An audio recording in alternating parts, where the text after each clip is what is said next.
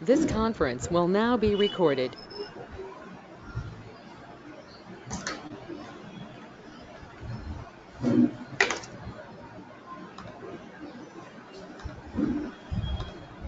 Okay. So నేను ఒకటి storage account create చేశాను. స్టోరేజ్ అకౌంట్స్లో ఏం స్టోర్ చేసుకోవచ్చు? వాట్ ఈస్ బ్లాబ్ అంటే ఏం చెప్తారు? binary large object. Okay. So binary large object. So as so what are the different kinds of file storages we have in storage account?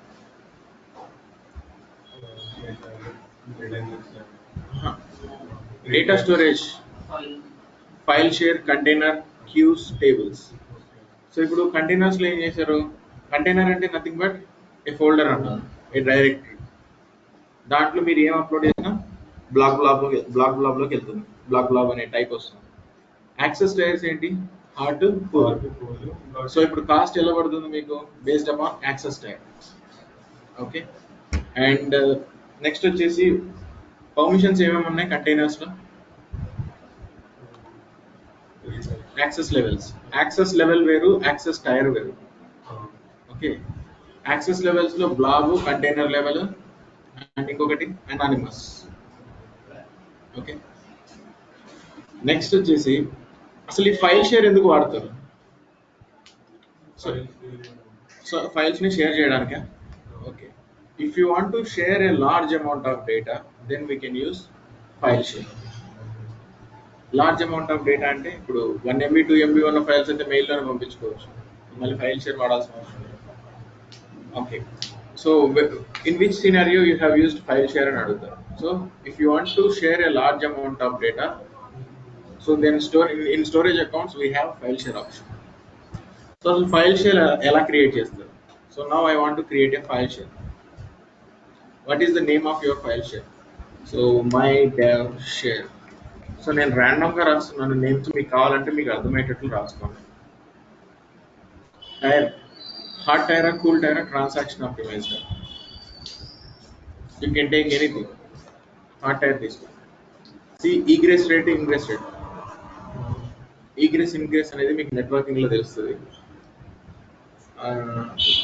ఇప్పుడు మీరు గూగుల్ని ఇప్పుడు మీరు డౌన్లోడ్ చేస్తున్నారు, ఏదన్నా డౌన్లోడ్ చేస్తున్నారు అనుకోండి, అది ఇన్గ్రెస్సా ఈగ్రెస్సా? లేకపోతే మీరు ఏదన్నా అప్లోడ్ చేస్తున్నారు, అది ఇన్గ్రెస్కి ఈగ్రెస్కి కొంచెం తేడా ఉంది. ఒక నెట్వర్క్లోకి రిక్వెస్ట్ వచ్చింది అనుకో, దట్ మీన్స్ ఇట్ ఈస్ ఇన్గ్రెస్. ఈ నెట్వర్క్లో నుంచి ట్రాఫిక్ బయటకు వెళ్తుంది అనుకోండి, ఈగ్రెస్. సో అప్లోడింగ్ అనేది ఇంగ్రెస్. అప్లోడింగ్ ఈగ్రెస్. దాన్ని నేను ఒక సింపుల్ ఎగ్జాంపుల్ లాగా చెప్పాను, బట్ రియల్ టైంలో ఏంటంటే అది అలా కాదు. మీ దగ్గర ఒక ప్రైవేట్ నెట్వర్క్ ఉంది, ఇది మీ ఓన్ ప్రైవేట్ నెట్వర్క్. ఈ ప్రైవేట్ నెట్వర్క్లోకి మీ ఒక రిక్వెస్ట్ వస్తుంది, that means it is an ingress, inside వస్తుంది. అదే నెట్వర్క్లో నుంచి రిక్వెస్ట్లన్నీ బయటికి వెళ్తున్నాయి, దట్ మీన్స్ ఈగ్రెస్. సో ఇప్పుడు ఫైల్ షేర్లో I want to create a new file share. అసలు ఫైల్ షేర్ ఎందుకు వాడతారు? Large amount of data. So ఒక ఫైల్ షేర్ క్రియేట్ చేస్తాను. ఇప్పుడు రిక్వైర్మెంట్ ఏంటంటే ఒక 100 మందికి 2 GB ఆఫ్ ఒక ఫైల్ని పంపించాలి. అప్పుడు ఎలా పంపిస్తారు? మీకు తెలిసింది ఏదైనా చెప్పండి. గ్రూప్ క్రియేట్ చేసి ఓకే, అదొకటి పాయింట్. నెక్స్ట్ వాళ్ళు అప్లోడ్ చేయాలనుకున్నది కూడా ఈ పర్టికులర్ ఫైల్ షేర్లోకి రావాలి. ఇప్పుడు మీరు ఇంటర్నెట్ సెంటర్కి వెళ్తారు కదా, ప్రతి సిస్టమ్కి ప్రింటర్ యాక్సెస్ ఇస్తారా? ఎవరు? నెట్వర్క్ అనే ఒక ఫోల్డర్ ఉంటుంది, దాంట్లో తీసుకెళ్ళి పేస్ట్ చేయండి అని అంటారు. నెట్వర్క్ అనే ఫోల్డర్లో వేస్తే మీరు డైరెక్ట్గా క్యాబిన్ దగ్గర బిల్ పేమెంట్ దగ్గరికి వెళ్ళినప్పుడు ఏం చేస్తారు, వాడు ఆ నెట్వర్క్ ఫోల్డర్లో మీరు పెట్టిన ఆ ఫైల్ని తీసి ప్రింట్అవుట్ ఇస్తాడు. ఓకే. సో అన్నీ with in the network connected అయి ఉంటాయి. And at the same time కావాలనుకున్న ఫైల్స్ని అప్లోడ్ చేయొచ్చు. ఆ ఫైల్ని కావాలంటే వేరే సిస్టంలో నుంచి కూడా చూడొచ్చు. నెట్వర్క్, కామన్ నెట్వర్క్ షేరింగ్ అది. Now I want to connect it to my file share. How can we connect? So simply click on connect. So A operating system నుంచి కనెక్ట్ అవ్వాలనుకుంటున్నావు, విండోసా లైనక్స్? నేను విండోస్ తీసుకుంటున్నాను. సో ఇప్పుడు first నాకు దగ్గర ఏముండాలంటే ఒక Windows machine ఉంది already. ఆ Windows మెషిన్లో ఎలా కనెక్ట్ అవుతుందో చూద్దాం. So go to virtual machines, VM1, and IP address is this, and use Windows R MSTSC. MSTSC చేస్తే remote desktop. Copy the IP address. So the username is sadmin and password is India@1234556. And yes.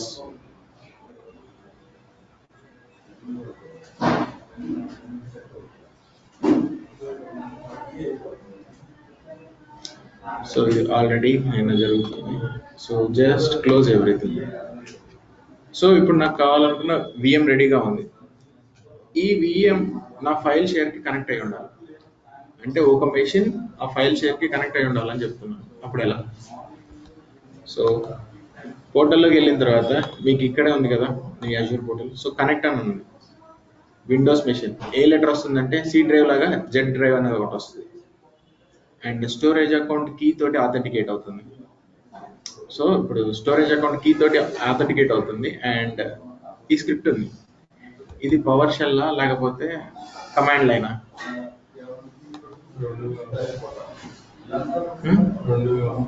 రెండు కాదా? అంటే power shell అయితే background blue, command line అయితే నేను background మెజారిటీగా ఉన్న వాటిలో అన్ని బ్లూ బ్యాక్గ్రౌండ్ ఉంటాయని నేను ఆలోచిస్తాను. సరే కాపీ చేయండి. And this is power shell.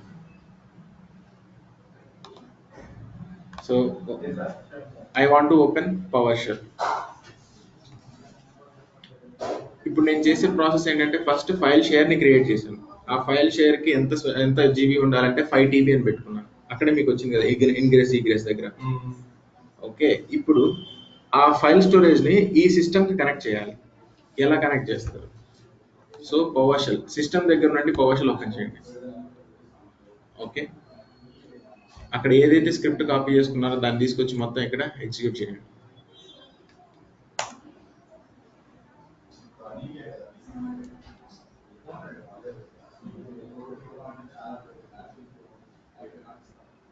Created. So drive letter Z అనేది క్రియేట్ అయింది. Okay, now let's go to portal. Sorry, portal Windows ఈ అండ్ దెన్ దిస్ పీసీ. ఈ పీసీలోనే కదా షేర్ క్రియేట్ అయ్యేది. సో ఫైల్ షేర్ అనేది క్రియేట్ అయింది. ఇప్పుడు నేను ఏం చేస్తానంటే ఇక్కడ ఒక ఫైల్ని క్రియేట్ చేస్తాను. ఈ ఫైల్ అనేది ఆ స్టోరేజ్ అకౌంట్లో ఉంటుందా ఉండదా? So let's write something, save this. So first ఆ ఫైల్ షేర్ని క్రియేట్ చేశాను. ఆ ఫైల్ షేర్ని ఈ విఎంకి కనెక్ట్ చేశాను. కనెక్ట్ చేసిన తర్వాత విఎం నుండి ఆ ఫైల్ షేర్లోకి ఒక ఫైల్ వేసాను, ఆ ఫోల్డర్. ఆ ఫోల్డర్ డైరెక్ట్గా స్టోరేజ్ అకౌంట్కి అప్లోడ్ అయిందా లేదో చూడండి. So just cancel this and refresh. So ఇలా మీరు లార్జ్ అమౌంట్ ఆఫ్ డేటాని స్టోర్ చేయాలంటే you can do this. For example ఇక్కడ ఇందాక మీరు చేసింది మెషిన్లో నుండి ఫైల్ షేర్కి, ఇప్పుడు పోర్టల్లో నుండి డైరెక్ట్గా చేయండి. So now I want to upload. What do you want to upload? I want to upload this deployment. అక్కడ వచ్చేస్తుంది. సో ఇది అప్లోడ్ చేశారు కదా. So see here deployment dot చేస్తాను. సో ఎవరికైనా కామన్ ఫైల్ షేర్ అనేది ఎందుకు చేస్తారు అంటే to share a large amount of data we can use file share. Okay, so ఇది మెయిన్గా ఫైల్ షేర్ గురించి. సో ఫైల్ షేర్కి ఎలా ఆథెంటికేట్ అయింది అంటే మీరు స్క్రిప్ట్ తీసుకునేటప్పుడే authenticate with storage account key అని. ఆ కీస్ అనేది ఎక్కడ ఉంటాయో నేను చెప్తాను. సో ఈ కాన్సెప్ట్ అర్థమైందా ఫస్ట్? ఓకే, సో చాలా మంది ఉండేటప్పుడు జస్ట్ ఆ విఎం లింక్ ఒకటి షేర్ చేస్తే సరిపోతుంది. స్క్రిప్ట్ ఇచ్చామనుకో చాలు, ఆటోమేటిక్గా వాళ్ళే.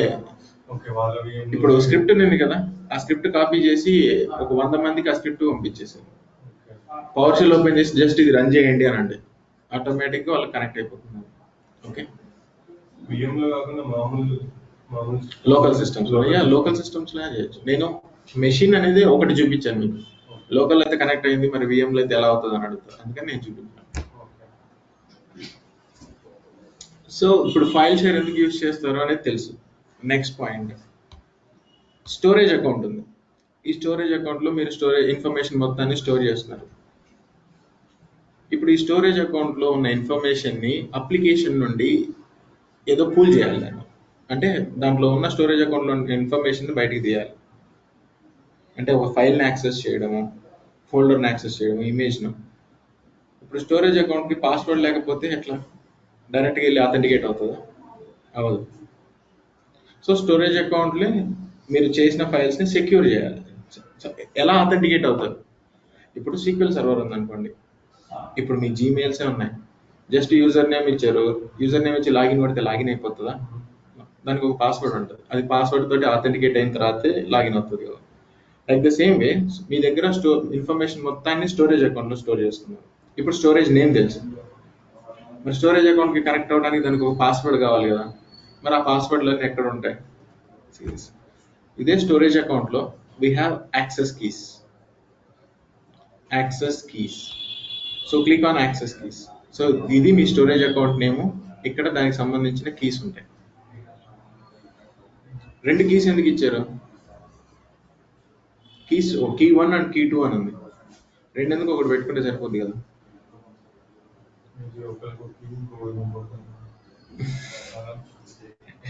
ఇప్పుడు ఒక పని చేద్దాం, నీ దగ్గర 2 తాళాలు ఉన్నాయి. 2 తాళాలు ఉంటే ఒక తాళం రిపేర్ వచ్చింది, అప్పుడు ఏం చేస్తావు? ఇంకో తాళం పెట్టి ఫస్ట్ వర్క్ చేపిస్తూ ఉంటావు. ఈలోపు పాడైపోయిన తాళాన్ని ఏం చేస్తావు? రిపేర్ చేపిస్తావు. అది అయిపోయిన తర్వాత మళ్ళీ ఫస్ట్ కీ తీసుకొచ్చి పెడతావు. ఈలోపు సెకండ్ కీ ఏం చేస్తావు? మళ్ళీ దీన్ని కూడా మార్చేస్తావు. ఇది ఆల్రెడీ తెలిసిపోయింది అందరికీ అని చెప్పేసి. సో ఇప్పుడు స్టోరేజ్ అకౌంట్ కీస్లో కూడా కీస్ని ఏం చేస్తారంటే ఎప్పుడు మారుస్తూ ఉంటారు సెక్యూరిటీ కోసం. సో 2 కీస్ పెట్టినప్పుడు ఫస్ట్ కీ తోటి ఆథెంటికేట్ అవుతుంది. ఈలోపు సెకండ్ కీ ఖాళీ ఉంది కదా, దీన్ని రీజనరేట్ చేస్తా, అంటే కొత్త కీని చేస్తా. సో కొత్త కీ, రెండోది కొత్త కీ ఉంది, ఈ కొత్త కీ తీసుకెళ్ళి మళ్ళీ కీస్ లాగా వాడతా. అప్పుడు ఫస్ట్ కీ ఖాళీగా ఉంటుంది కదా, ఆ కీని కూడా రీజనరేట్ చేస్తా. అంటే ఎప్పటికప్పుడు మీ కీస్ ఏం చేస్తున్నారు? అప్డేట్ చేస్తున్నారు. సో సెక్యూరిటీ ఉంటుంది అలా అప్డేట్ చేస్తూ ఉంటే. సో ఎందుకు యూజ్ చేస్తారు ఈ కీస్ అంటే, access keys authenticate to your application request to the storage account, keeps your keys in secure location like Azure Key Vault and replace them with often new keys. So 2 keys ఎందుకు ఇచ్చారంటే every time often refresh చేస్తూ ఉండడం తీసుకుపోతాయి. So ఈ కీస్లో ఉండే, ఇప్పుడు దీన్ని వాడాలి అంటే ఎలా అంటే, ఇది షో కీస్, ఇది దాని కీ వాల్యూ. మరి ఇక్కడ కనెక్షన్ స్ట్రింగ్ అని ఉంది. What is connection string? బేసిక్గా మీ అప్లికేషన్ ఉంది, మీ అప్లికేషన్ నుంచి ఆ స్టోరేజ్ అకౌంట్లోకి కనెక్ట్ అవ్వాలి. అంటే మీకు ఏం కావాలి ఇన్ఫర్మేషన్? స్టోరేజ్ అకౌంట్ పేరు ఏంటి, అది ఏ పోర్ట్ మీద కనెక్ట్ అవ్వాలి, దానికి కనెక్ట్ అయ్యేటప్పుడు పాస్వర్డ్ అడుగుతా, ఆ పాస్వర్డ్ ఏంటి, ఇవన్నీ ఉండాలి కదా. ఎక్కడైనా మీరు కనెక్షన్ స్ట్రింగ్ అనేది వింటే it is nothing but me application నుండి కాల్స్ చేసేటప్పుడు దాన్ని ఆథెంటికేట్ అవ్వాలి ఆ రిసోర్స్ని. అప్పుడు దాని పేరేంటి, దాని కీ ఏంటి, అన్ని ఇన్ఫర్మేషన్ ఉంటాయి. Default end point protocol HTTPS protocol use చేస్తుంది. మీ స్టోరేజ్ అకౌంట్ నేమ్ ఇది అండ్ మీ కీ ఇది. సో పైన ఏ కీ అయితే ఉందో సేమ్ కీ ఇది కూడా.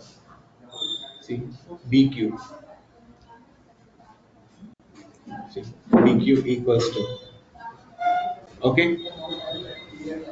అప్లికేషన్స్ నుంచి మీ స్టోరేజ్ అకౌంట్కి కానివ్వండి, మీ సీక్వెల్ సర్వర్ కానివ్వండి, ఎక్కడికైనా కనెక్ట్ అవ్వాలంటే కనెక్షన్ స్ట్రింగ్ అనేది important. Connection string is nothing but it contains on which port it needs to open and which protocol it needs to connect, what is the resource name and what is the resource password. So ఒకటే single లైన్లో పెట్టుకుంటే మీరు ఎప్పుడన్నా call చేసినప్పుడు డైరెక్ట్గా వెళ్ళి connect అవుతుంది. Okay. So ఇప్పుడు యాక్సెస్ కీస్లో కీస్ ఉంటాయి మనకు. సో స్టోరేజ్ అకౌంట్కి ఎలా అథెంటికేట్ అవుతారని క్వశ్చన్ అడుగుతారు. So we have access keys and we do have 2 keys. ఎందుకు ఉంటాయి అనేది చెప్పాలి. నెక్స్ట్, సరే ఇప్పుడు మీరున్నారు, కొత్తగా జాయిన్ అయ్యారు. కొత్తగా జాయిన్ అయిన తర్వాత మీకు ఈ storage account name, storage account key ఇచ్చారు. ఓన్లీ నీకు 2 డేస్ మాత్రమే, కొత్తగా 2 డేస్ మాత్రమే ఈ స్టోరేజ్ అకౌంట్కి యాక్సెస్ ఇవ్వాలి. నేను 2 డేస్ మాత్రమే స్టోరేజ్ అకౌంట్కి యాక్సెస్ ఇవ్వాలంటే ఈజ్ ఇట్ పాసిబుల్? ఇప్పుడు నేను ఇలా ఇచ్చాను, స్టోరేజ్ అకౌంట్ నేమ్ కీ ఇచ్చేసాను, దాంట్లో ఎన్ని ఉంటే అన్ని ఓపెన్ చేసుకొని చూసుకుంటాను. So I want to give you some restricted access. Restricted access ఇవ్వాలంటే ఎలా? Storage accounts we have shared access signature. Shared access signature ఇది ఏం చేస్తుందంటే it will give you restricted access. See, a shared access signature is a URI that grants restricted access rights to the Azure resources. Okay, so ఇప్పుడు access keys కి shared access కీకి తేడా తెలుసుకున్నా. ఇప్పుడు storage accounts లో నాకు files ఉన్నాయి, blobs ఉన్నాయి and file share ఉంది. నేను ఒక ఫైల్ షేర్ కి మాత్రమే కొత్తగా వచ్చిన పర్సన్ కి యాక్సెస్ ఇవ్వాలి. Then how? So shared access signature can be used. ఇప్పుడు మీ స్టోరేజ్ అకౌంట్లో ఒక ఇంపార్టెంట్ ఫైల్ ఉంది. ఆ ఇంపార్టెంట్ ఫైల్ని అతని ల్యాప్టాప్లో మాత్రమే ఓపెన్ అవ్వాలి, ఇంకెక్కడ ఓపెన్ అవ్వదు. అలా చేయొచ్చు అంటే ఎస్. ఓన్లీ ఇది మార్నింగ్ 10 నుండి 10:30 వరకు మాత్రమే ఓపెన్ అవ్వాలి, చేయొచ్చు. See, I want to allow access to only file, not queues, tables or blobs. And allow resource types, container, object, service. It's a container. Keep it as container. Allowed permissions, read, write, delete and execute permissions లో నాకు అన్ని permissions ఇస్తున్నాను అతనికి. And start time and expiry time చూడండి. So 10 నుంచి 10:30 వరకు మాత్రమే పనిచేయాలి, తర్వాత ఓపెన్ అవ్వకూడదు ఆ ఫైల్ ఆ పర్టికులర్ యూజర్కి. అండ్ బ్రౌజర్ ఓపెన్ చేసి బ్రౌజ్ చేస్తాడు కదా అతను, అది HTTPS ప్రోటోకాల్ ఉంటేనే ఓపెన్ అవ్వాలి. హెచ్టిటిపి ఉంటే ఓపెన్ అవ్వకూడదు. హెచ్టిటిపి అంటే మీకు తెలుసు కదా, నాట్ సెక్యూర్. నాట్ సెక్యూర్ కనెక్షన్స్లో అది ఓపెన్ అవ్వకూడదు. So you can have all these options. So ఇలా మీరు మెన్షన్ చేసి స్టార్ట్ అయిపోయి ఇక్కడ చూడండి 10:40 నుంచి 6:40 వరకు ఆ ఫైల్ ఓపెన్ అవ్వాలి. And then allowed IP address. ఈ అలౌడ్ ఐపీ అడ్రస్లో ఏంటంటే నీ ఐపీ అడ్రస్ నాకు ఇచ్చామనుకో, నేను ఐపీ అడ్రస్ని ఇక్కడ పెడతాను.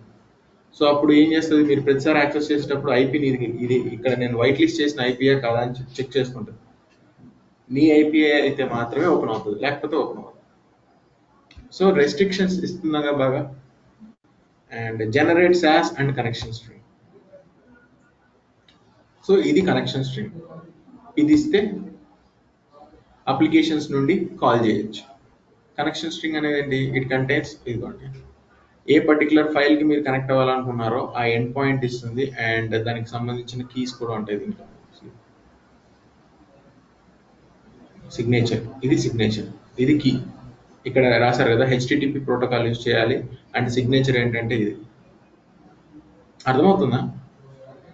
Okay.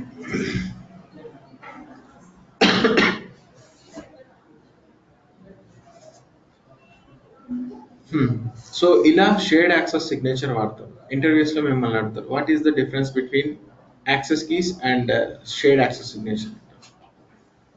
Access keys are used to authenticate to the storage account. When it comes to shared access signature, if you want to give any restricted permissions to a single person, or if you want to give a restricted access to a particular file, you can use shared access signature. ఎలా చేస్తారంటే by allowing IP addresses, by adding timeline and also by using read write permissions. So ఏ permission అయితే ఇవ్వాలనుకుంటే ఆ permission. Okay. So shared access signature తెలుసు మీకు, access keys తెలుసు. So ఇప్పుడు మిమ్మల్ని క్వశ్చన్, మీకు ఇప్పుడు ఐడియా వచ్చింది, స్టోరేజ్ అకౌంట్ ఉంది, డైరెక్ట్గా స్టోరేజ్ అకౌంట్లో అప్లికేషన్ నుంచి కాల్ చేస్తే స్టోరేజ్ అకౌంట్కి ఎలా కనెక్ట్ అవుతుంది అంటే యాక్సెస్ కీస్ తోటి. ఓకే.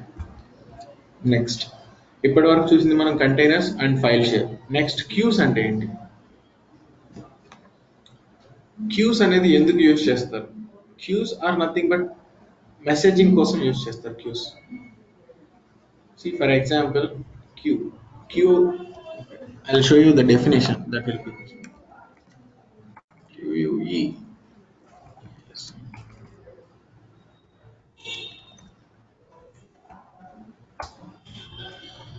అసలు క్యూస్ అనేది ఏం చేస్తుంది?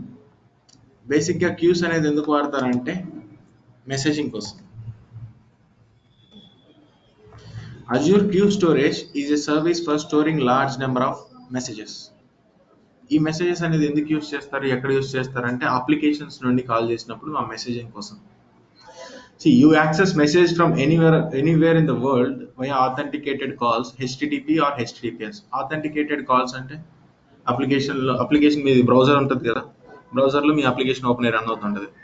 సో మీరు క్లిక్ చేసినప్పుడు ఒక మెసేజ్ రావాలి, అంటే హెచ్టిటిపి కాల్ మీరు ఇస్తున్నారు 200 సక్సెస్ కోడ్ 404 500 అలా వచ్చినప్పుడు దానికి ఒక మెసేజ్ రావాలి రెస్పాన్స్. సో కావాలంటే ఆ మెసేజెస్ మొత్తాన్ని స్టోర్ చేసుకోవడం కోసం మీరు క్యూస్ వాడచ్చు.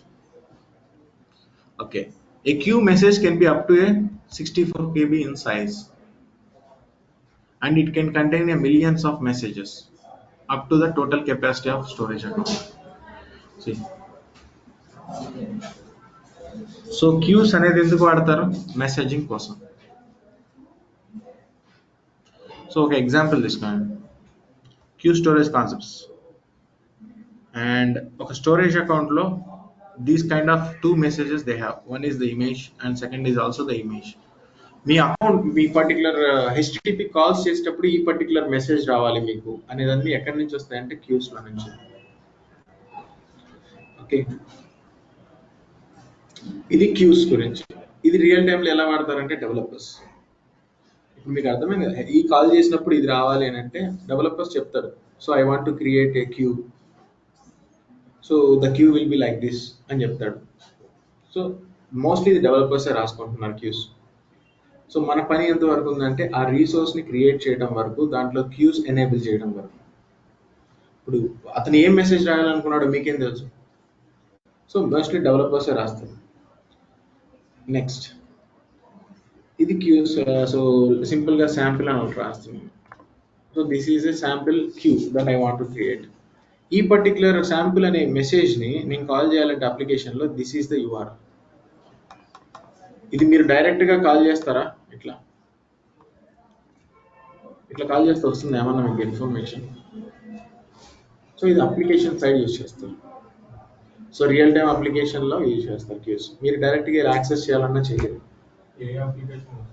ఇది ఏ అప్లికేషన్ అయినా, జావా అయినా .NET అయినా. సో క్యూస్ అనేది ఎందుకు వాడతారంటే మెసేజింగ్ కోసం. హెచ్టిటిపి ఆథెంటికేటెడ్ కాల్స్ యూజ్ చేయాలన్నప్పుడు క్యూస్ వాడతారు. And then tables. ఇప్పుడు మీకు ఒక డేటా స్టోర్ చేద్దాం అనుకోండి. ఇప్పుడు ఒక సింపుల్ ఫామ్ పెట్టుకోండి. మీరు పైప్ లైన్ యాక్సెస్ కోసం ఏం చేశారు? ఒక సింపుల్ ఫామ్ ఫిల్అప్ చేశారు కదా. ఆ ఫామ్ ఫిల్అప్ చేసింది మొత్తం బ్యాక్ ఎండ్లో ఎక్కడో ఒక టేబుల్లో స్టోర్ అయి ఉంటుంది. మీ ఇన్ఫర్మేషన్ మొత్తం ఎక్కడో చోట స్టోర్ చేస్తారు. మీరు ఇక్కడ యూజర్ నేమ్ ఏంటి, ఆర్గనైజేషన్ ఏంటి, ఈమెయిల్ ఏంటి, ఇవన్నీ ఫిల్అప్ చేసి సబ్మిట్ అని కొడతారు కదా. బ్యాక్ ఎండ్లో ఏమవుతుందంటే మీ ఇన్ఫర్మేషన్ మొత్తం ఒక టేబుల్ ఉంటుంది. ఆ టేబుల్లో 4 కాలమ్స్ ఉంటాయి. ఇక్కడ ఏ కాలమ్స్ అయితే ఉన్నాయో సేమ్ కాలమ్స్ ఉంటాయి అక్కడ కూడా. User name, user email and organisation details అని చెప్పేసి ఇక్కడ మీరు ఫిల్అప్ చేసింది మొత్తం బ్యాక్గ్రౌండ్లో వెళ్ళి టేబుల్ ఫార్మాట్లో స్టోర్ అవుతుంది. ఓకే, సో అలా మీరు కావాలి అంటే you can use tables. I want to create A table called SAM table. So you can use tables. So ఇది మీరు డెవలపర్స్ కి ఇస్తే they know how to use these tables. Okay, సరే ఇది బ్రౌజ్ చేస్తే ఏమన్నా వస్తుందా మీకు? So let's verify. మీకు ఇక్కడ ఏమీ రాదు ఇట్లా బ్రౌజ్ చేస్తే.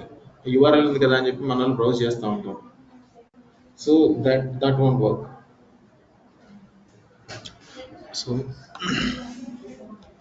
సో క్యూస్ కాకుండా next tables in Azure. And what kind of information you can store in these tables? So tables నేను ఒక ఫామ్ చెప్పాను. మీరు ఇచ్చిన ఫామ్లో ఫిల్అప్ చేసి సబ్మిట్ కొడితే బ్యాక్గ్రౌండ్లో ఈ టేబుల్స్లో స్టోర్ అవుతుంది. సో ఈ స్టోరేజ్, ఇప్పుడు టేబుల్స్ గురించి మాట్లాడితే డేటా ఎలా స్టోర్ అవుతుంది అనేది that's a big concept. But ఈజీగా చెప్పుకోవాలి అంటే relational database and non relational databases అని ఉంటాయి. అర్థమవుతుందా? Non relational and relational databases. Okay, so సింపుల్గా డెఫినేషన్ గుర్తుపెట్టుకోండి. SQL సర్వర్ వచ్చినప్పుడు నేను చెప్తాను. A table storage is a service that stores non relational structured data. Non relational structured data. Non relational అంటే ఏంటి అనేది నేను SQL సర్వర్ చెప్పేటప్పుడు చెప్తాను. And in the cloud providing a key attribute store with a schema design. And it is a schemaless. Schema అనేది ఏంటి? Snowflake schema, star schema, ఇవన్నీ చాలా ఉన్నాయి. ఇది మీకు ఎప్పుడు అర్థం అవుతుంది అంటే SQL సర్వర్ చెప్పుకునేటప్పుడు అర్థమవుతుంది. సో టేబుల్స్ అనేది ఎందుకు యూస్ చేస్తారంటే if you want to store any information you can use tables within storage account. So so ఫైల్స్ని వీటన్నిటిని కావాలంటే ఎక్కడ స్టోర్ చేసుకున్నారు, బ్లాక్స్లో, ఇమేజెస్ని కూడా. అండ్ దెన్ ఏదైనా పెద్ద ఫైల్ని షేర్ చేయాలంటే ఫైల్ షేర్ యూస్ చేస్తారు. ఏదైనా మెసేజెస్ కోసం క్యూస్. అండ్ టేబుల్స్ లాగా ఇన్ఫర్మేషన్ స్టోర్ చేయాలి అంటే tables. So Azure provides all these services. Storage account provides all these services. Five share లో మనం అవసరం స్క్రిప్ట్ ఉందా, అది దీనిలోకి వెళ్ళి ఒక 10 years దాంట్లోకి ఇచ్చేసి ట్యాక్స్ అవుతుంది కదా దానికి దీనికి. ఒక మన పోర్టల్ నుంచి ఏదైనా ఫైల్ ట్రాన్స్ఫర్ చేస్తే ఉన్న మిగతా 10 కి వెళ్ళిపోతాయా? అన్నిటికీ వెళ్ళిపోతుంది. అది ఎప్పుడు సింక్ లో ఉంటుంది కదా. దీనికి ఇటు ఒకటి ఉంది, అటు ఎన్నైనా పర్లేదు. ఇప్పుడు మీకు ఒక డౌట్ వస్తుంది, ఇప్పుడు పవర్ షెల్ స్క్రిప్ట్ ఇప్పుడు 100 సిస్టమ్స్ అన్నారు. సో పవర్ షెల్ ఓపెన్ చేసి రన్ చేయండి అని డెవలపర్స్ కు మెయిల్ పంపిస్తారా అన్నాం. వాళ్ళు చేయరు. అది వాళ్ళు అది మాన్యువల్, అది కూడా వాళ్ళు చేయరు, మీరే చేయండి అంటారు. అప్పుడు మీరు ఏం చేస్తారు, 100 systems కి లాగిన్ అవుతారా? దాన్ని కూడా మీరు ఆటోమేట్ చేయొచ్చు. So PowerShell remote session అని ఒకటి ఉంటుంది. సో రిమోట్ సెషన్ తోటి కనెక్ట్ అయ్యి ఈ స్క్రిప్ట్ వెళ్ళి అక్కడ ఎగ్జిక్యూట్ అవ్వమని చెప్తారు. ఆటోమేటిక్ అది ఎగ్జిక్యూట్ అయిపోతుంది. సో అంతా మాన్యువల్ ప్రాసెస్ నుంచి ఆటోమేట్ చేస్తున్నారు.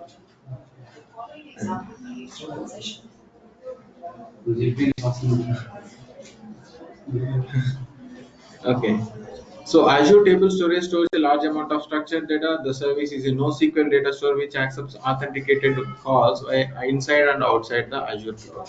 So మీరు tables లో data store చేసుకోండి, దాన్ని inside or outside. So if you want to retrieve or if you want to load some data into it, you can do that into the tables. Storage account, table and entity. ఇది మీకు SQL server చెప్పేటప్పుడు అర్థమవుతుంది అసలు tables అనేది ఎందుకు ఉన్నాయనేది. RDBMS అంటే ఏంటి, నాన్ రిలేషనల్ డేటాబేస్ అంటే ఏంటి, టేబుల్స్ అంటే ఏంటి, అండ్ దెన్ స్కీమా అంటే ఏంటి, ఇండెక్స్ అంటే ఏంటి, క్లస్టర్డ్ ఇండెక్స్ అంటే ఏంటి, ఇవన్నీ మీకు అప్పుడు తెలుస్తుంది. స్నోఫ్లేక్ స్కీమా, స్టార్ స్కీమా అని అంటే డేటా ఎలా స్టోర్ అవ్వాలనేది దాని స్కీమా ఉంటుంది. దానికి మీరు తీసుకున్న స్కీమాని బట్టి డేటా స్టోర్ అవుతుంది. ఓకే, నెక్స్ట్ ఇదే స్టోరేజ్ అకౌంట్స్లో ఇంకేముంటాయి. స్టోరేజ్ అకౌంట్లో నాకు ఆప్షన్ అంటే, ఇప్పుడు నేను ఒక వెబ్సైట్ రన్ చేద్దాం అనుకుంటున్నాను. వెబ్సైట్ రన్ చేద్దాం అంటే యాప్ సర్వీస్ అయితే నాకు కాస్ట్ ఎక్కువ పడుతుంది. యాప్ సర్వీస్ కాస్ట్ ఎక్కువ పడుతుంది. సో నాకు అప్లికేషన్ పని చేయడానికి కావాల్సిన కోడ్ ఫైల్స్ అన్ని నా స్టోరేజ్ అకౌంట్లోనే ఉన్నాయి. index.html, సింపుల్ HTML పేజెస్ మాత్రమే రన్ చేయాలి. యాప్ సర్వీస్లో పెట్టుకుంటే అంత సింపుల్ పేజెస్ యాప్ సర్వీస్లో పెడితే నాకు కాస్ట్ ఎక్కువ. సో నాకు చీప్ అండ్ బెస్ట్లో ఉండేది కావాలి. సో స్టోరేజ్ అకౌంట్ ఏం చేస్తుందంటే, they are giving one option called static website. Static website అని ఒక ఆప్షన్ ఇస్తున్నారు. ఈ స్టాటిక్ వెబ్సైట్ ఏం చేస్తుందంటే, this will allow you to host static content, not dynamic. Static content అంటే HTML pages, CSS pages, only client side scripting, server side scripting లేకుండా ఉన్నవి. Server side scripting అంటే ఓకే ఏంటి ఏమన్నా సర్వర్ సైడ్ స్క్రిప్టింగ్ అంటే SQL. So ఇప్పుడు simple గా HTML pages, CSS pages ఉన్నాయి. ఇవి లోడ్ అవ్వాలి అంటే దాంట్లో పెద్ద పెద్ద ఆపరేషన్స్ ఏముంది. సర్వర్ సైడ్ స్క్రిప్టింగ్ అంటే API కాల్స్ అంత పెద్దగా అవసరం లేదనుకోండి. నార్మల్ గా స్టాటిక్ వెబ్సైట్ లో మీరు హోస్ట్ చేసుకోవచ్చు. So only client side scripting మాత్రమే జరగాలి అండ్ సర్వర్ సైడ్ స్క్రిప్టింగ్ వద్దు. And the pages will be normal simple pages, index.html, CSS pages అనుకోండి. You can go with static websites. So దీంట్లో cost తక్కువ static websites ద్వారా. Now I want to enable static website. ఇక్కడ index document ఏంటి అని అడుగుతుంది. Just leave everything and save it. అన్నిటినీ ఏం యాడ్ చేయకుండా జస్ట్ సేవ్ చేశాను. ఓకే, ఇక్కడ చూడండి, an Azure storage container has been created to host your static website. అంటే దీని మీనింగ్ ఏంటి, ఈ $web అనే ఒక కంటైనర్ క్రియేట్ అవుతుందంట. ఈ $web అనే పర్టికులర్ కంటైనర్ లో మీ కోడ్ అయితే ఏదైతే ఉందో దాన్ని తీసుకెళ్లి అక్కడ పెట్టండి, అప్పుడు మాత్రం మీ స్టాటిక్ వెబ్సైట్ రన్ అవుతుంది అని అంటాం. అంటే మీరు ఎక్కడెక్కడ పెట్టి డైరెక్ట్గా రన్ చేయాలంటే అవ్వదు. ఆ డాలర్ వెబ్లోనే ఆ పర్టికులర్ ఫైల్ ఉండాలి. నా go to this dollar web container. So ఎలా వెళ్తాం? ఓవర్ వ్యూలో వెళ్ళి, సో ఇక్కడ కంటైనర్స్ ఉంది కదా, ఈ కంటైనర్స్లో డాలర్ వెబ్ అనేది క్రియేట్ అయింది. So open dollar web. ఇక్కడ ఏమైనా ఫైల్స్ ఉన్నాయా? No. Now I want to upload one simple file. నాకు test.html ఫైల్ అనేది ఒక సింపుల్ HTML పేజ్ ఉంది. I will load that HTML page. అప్లోడ్లో డ్రాగ్ అండ్ డ్రాప్ రావాలి. సో అప్లోడ్ చేశాను. సో test.html అనే పేజ్ అప్లోడ్ అయిపోయింది. ఓకే, ఇప్పుడు ఈ పేజ్ని నేను బ్రౌజ్ చేయాలనుకుంటున్నాను. ఇప్పుడు ఒక ఫైల్ ఉంది, ఈ ఫైలే లోడ్ అవుతుందా? నాకు ఇప్పుడు ఒకటి ఉంది కాబట్టి ఇది లోడ్ అవ్వాలి. అది ఎలా లోడ్ అవుతుందో చూడండి. సో డెవ్ స్టోరేజ్ అకౌంట్స్లో గో టు స్టాటిక్ వెబ్సైట్. వాళ్ళు చెప్పినట్లు ఆ డాలర్ వెబ్లో ఒక ఫైల్ పెట్టాను నేను. So now go to static website. ఆ పర్టికులర్ పేజ్ని బ్రౌజ్ చేయాలంటే ఎలా? సో స్టాటిక్ వెబ్సైట్ని మీరు ఎనేబుల్ చేసినప్పుడు ఇక్కడ ప్రైమరీ ఎండ్ పాయింట్ అని ఒకటి ఇస్తారు. సో ఈ ప్రైమరీ ఎండ్ పాయింట్ని కాపీ చేసుకొని బ్రౌజ్ చేసి ఏమని వచ్చింది? The requested content does not exist. అంటే ఆ పేజ్ని అది ఏ పేజ్ లోడ్ చేయాలో దానికి తెలియట్లేదు. కంటెంట్ అనేది దానికి ఏం అర్థం కావట్లేదు. సో ఇప్పుడు యూఆర్ఎల్ వచ్చింది, ఈ యూఆర్ఎల్ తీసుకున్నారు, బ్రౌజ్ చేస్తుంటే test.html తీసుకోవాలని ఎక్కడైనా ఇచ్చారా మీరు? లేకపోతే మీకు 10 .html ఫైల్స్ ఉన్నాయి, test.html, index.html, hosting.html. ఈ యూఆర్ఎల్ బ్రౌజ్ చేస్తే ఈ పర్టికులర్ పేజే రావాలని ఎక్కడైనా పెట్టారా? సో దాన్ని ఏమంటారంటే ఇండెక్స్ డాక్యుమెంట్. సో ఏ పేజ్ లోడ్ అవ్వాలి ఫస్ట్? సో నాకు ఏ పేజ్ లోడ్ అవ్వాలంటే test.html అనే పేజ్ లోడ్ అవ్వాలి. నా పేజ్ అదే కదా నేను అప్లోడ్ చేసింది. సో test.html అని చేసి just save this. Now browse this.